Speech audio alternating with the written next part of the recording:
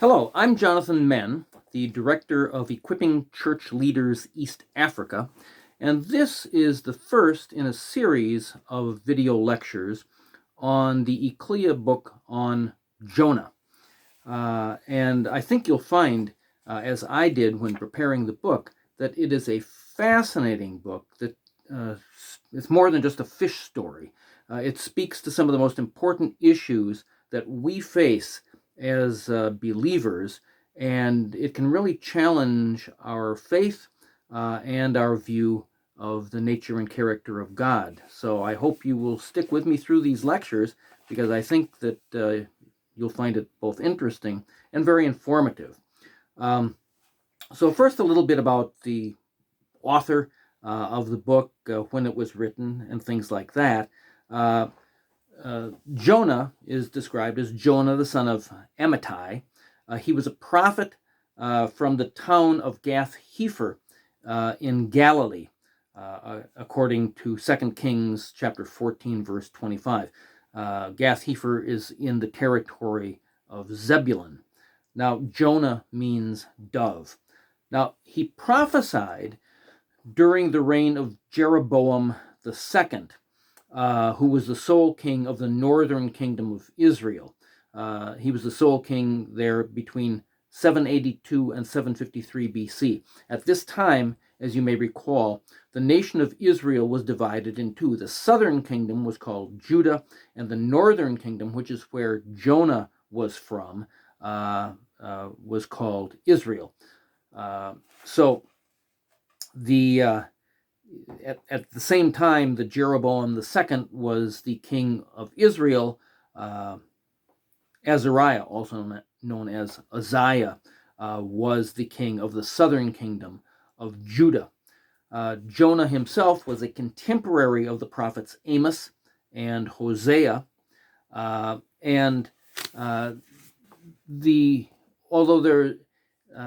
Jonah does not specifically, the book of Jonah does not specifically say it was written by the prophet Jonah. Nevertheless, the information contained in the book of Jonah could only have come from Jonah himself. Jesus himself, in Matthew 12, Matthew 16, and Luke 11, accepted the historicity of Jonah and of this book. In fact, in the book, Jonah constantly refers to himself in the third person. So there is at least the possibility that a third person wrote the account that is contained in the book of Jonah based upon the information that the prophet Jonah gave him.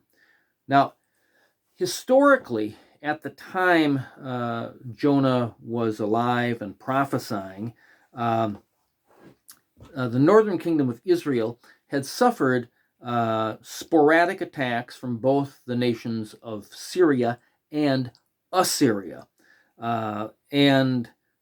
However, during the reign of Jeroboam II, Israel was living in relative peace and prosperity. The attacks had come during the 100 years before Jonah wrote.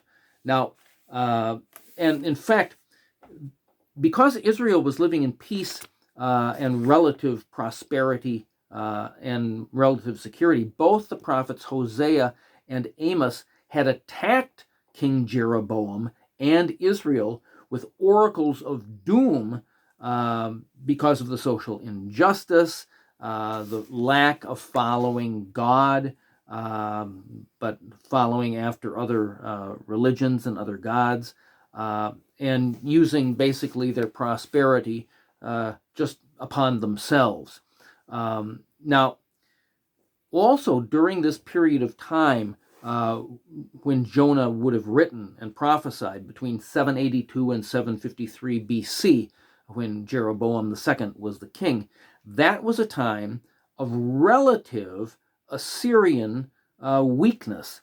Now, Nineveh, as we will see, Jonah is sent to the city of Nineveh, which was the major city in the kingdom of Assyria.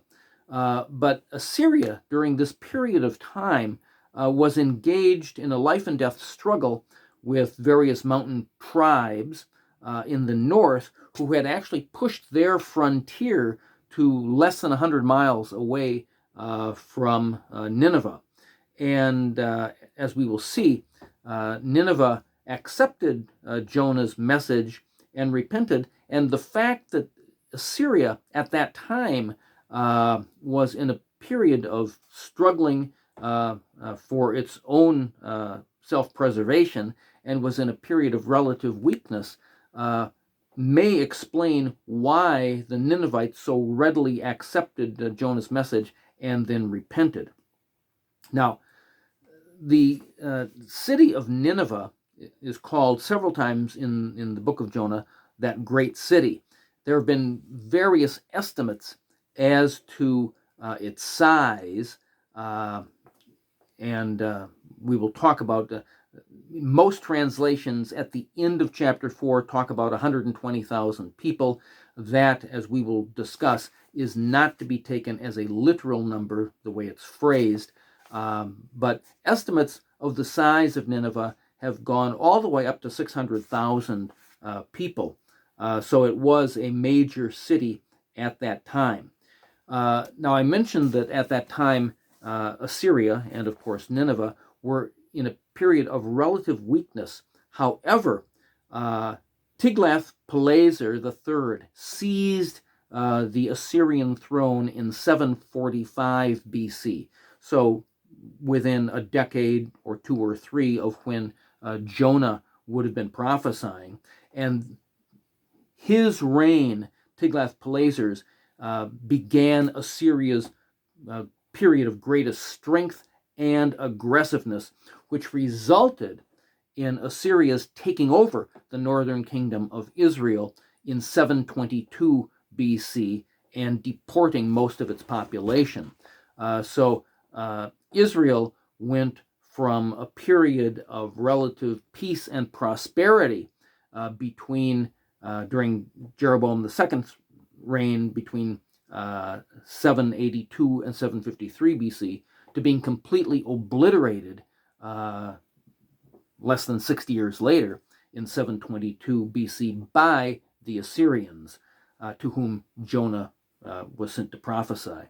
Now, the book of Jonah has always been recognized as a part of the Hebrew or Old Testament, the Hebrew Bible, the Old Testament canon of Scripture. He has always been recognized as one of the 12 so-called minor prophets. And interestingly enough, outside, Jonah, by the way, is also mentioned in the Quran, but outside of the city of Mosul, Iraq, which is the contemporary name of Nineveh. It had been ancient Nineveh, now it's Mosul. Outside of that, there is a slope called Tel Nabi Yunus, which is Arabic for the prophet Jonah. And there was a mosque there which probably replaced an ancient Assyrian church, and it was believed to be the burial place of Jonah. However, academic research suggests that Jonah was not, in fact, buried there, and in fact, the mosque was blown up by ISIS in 2014. Now, let's take a look at the structure of the book of Jonah. One of the things that we will see is the book of Jonah is unlike any other book of prophecy in the Bible, and Jonah does not act like any of the other prophets. Most books of prophecy contain lengthy prophetic oracles. In Jonah, Jonah speaks very, very few prophetic words. The story of Jonah, as set forth in the book, is in many ways much like the book of Job. It's largely a dialogue between God and Jonah. And like Job, Jonah does not agree with the way God deals with people. There's certain similarities, therefore, also with the book of Habakkuk, because Habakkuk had a problem with the way God was dealing with people, and the book of Habakkuk also consists of a number of discourses or dialogues between Habakkuk and God. Now, this book of Jonah is amazingly structured on multiple levels. On the simplest level, it can be seen as basically neatly dividing down the middle.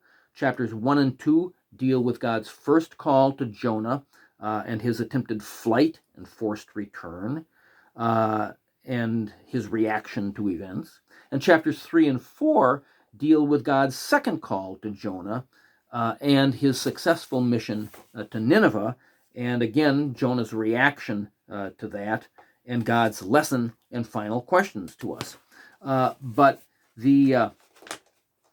So we see real parallels between chapters 1 and chapter 3 and chapter 2 and chapter 4 in the book.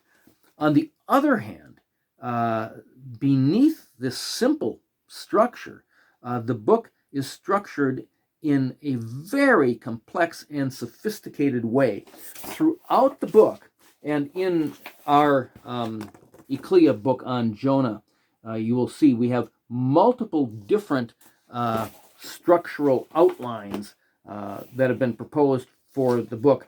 But to a large extent, the author of the book of Jonah uses what is known as chiasm.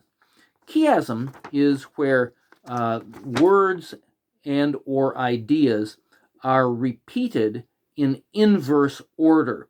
So what is said here in A is repeated in A prime, B prime, and often there will be a central thing like this. So structurally, it looks kind of like, well, if you were to turn it this way, it looks kind of like a V. And what is fascinating is, and as I show this in our Ecclesia book on Jonah, the entire book of Jonah, chapters 1 through 4, can be arranged chiastically. But then within the book of Jonah, chapters 1 and 2, the first half, likewise are arranged chiastically, and chapters 3 and 4 again are arranged chiastically.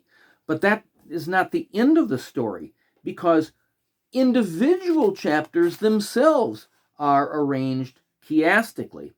So we show chiastic patterns for each of the individual chapters, but even individual verses, and I show in the book, chapter 1, verse 3, talking about Jonah fleeing from the presence of the Lord to go to Tarshish. That itself, that one verse, is arranged chiastically. So we see a simple structure, but very complex structure, and parallelism. In other words, different chapters 1 and 3 parallel each other. Chapters 2 and 4 parallel each other as well. So this book shows the tremendous skill of the author. Now, let me talk about the themes of this book. I'll conclude this lecture by talking about the themes of the book, and then in the next lecture we will begin going through the book of Jonah itself. The book of Jonah has a number of very important themes. First, God's sovereignty is prominent from beginning to end. God, Yahweh, is the leading actor, and he dominates to a large degree the book. He has the first word in the book, chapter 1, verses 1 and 2, and the last word in the book, chapter 4, verses 10 and 11. And we see he is the one who hurls a great wind upon the sea. He appoints the great fish. In chapter 4, he's the one who creates this plant and then has it destroyed and then hurls the wind and causes the sun to beat down on Jonah. So he is the one who is really in charge here, and he's making points, as we will see. Now, second, coupled with God's sovereignty, there is an emphasis throughout the book on God's nature and character, and people's relationships with him, especially compared to our attitudes to other people and things. Now, all people of course, are accountable to God. And the book reveals that God is a God of both justice, but also of compassion and mercy. And so at the beginning of the book, he sends Jonah to Nineveh to preach a message of judgment because, quote, their evil has come up before me, end quote. And yet, God is a God of compassion. And Jonah recognized that when he was in the belly of the great fish, because all of chapter 2, the vast majority of it, is his prayer from the belly of the fish. And so God is a God of compassion not only for the Israelites, but also for Israel's enemy, the Ninevites, the Assyrians. And of course, that Jonah tells us in chapter 4. That's why he ran to Nineveh. So, third, in addition to God's sovereignty and to his nature and character, prayer is very important in this book. Every single chapter has prayers. The first chapter, it's the sailors in the ship that Jonah was a passenger in. Chapter 2, it's Jonah. Chapter 3, the Assyrians pray. And chapter 4, it's Jonah again. Now, the first three prayers in chapters 1 through 3 are all prayers for deliverance from certain death, and they are answered.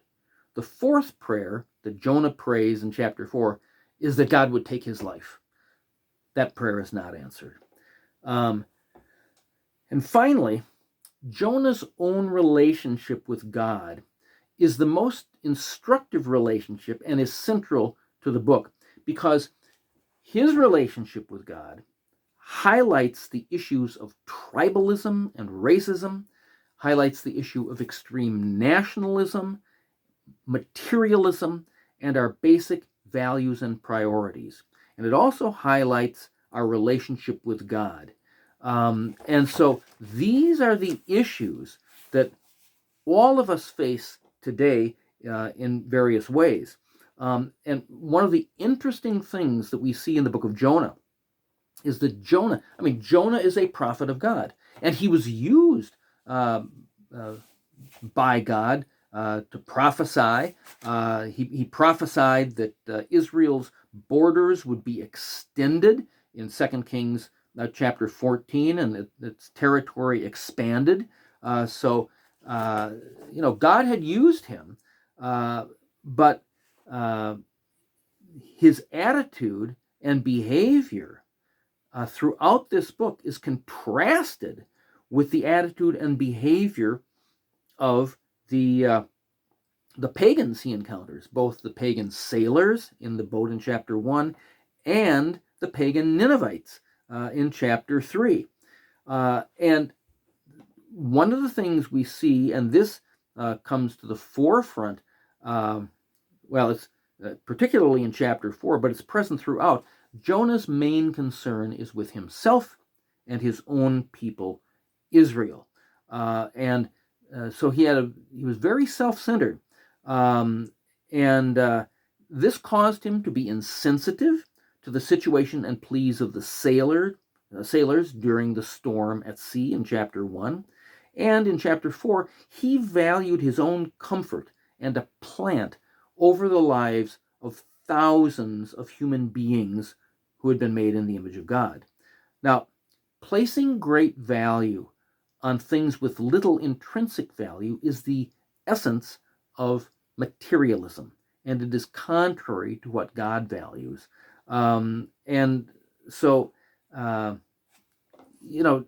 Jonah hated the Ninevites so much that he did not want God to save them. And yet, if you think about it, how much does Jonah parallel so many things in our own lives? Because we all naturally value our own comfort, our own well-being. We naturally are drawn to and more comfortable with people who are like us, of the same tribe, same race, same background, same socioeconomic status, and all that kind of thing. We want the best for our own country, and we want the worst for those who are enemies. of our country. Jonah was just the same, to a very high degree. But so what the book of Jonah is doing, and what Jonah's life is doing, is causing us to evaluate ourselves. And now the conclusion of the book raises 4 fundamental issues, which we will talk about in a later lecture. Those 4 fundamental issues are, number 1, the issue of the nature and character of God. Number 2, the issue of our relationship with the world and with the things of the world. The third fundamental issue raised at the end of the book concerns our relationship with people who are, quote, different, end quote, from us. Different race, different tribe, different background. And the fourth fundamental issue concerns our relationship with God himself. So I think you will see that this book is dealing with some of the most important fundamental issues we all face. And they're all brought to a head and brought together in this relatively short, it's only 4 chapters, book. So I think it is well worth our reading and our study. And so we will begin looking at chapter 1 in the next lecture.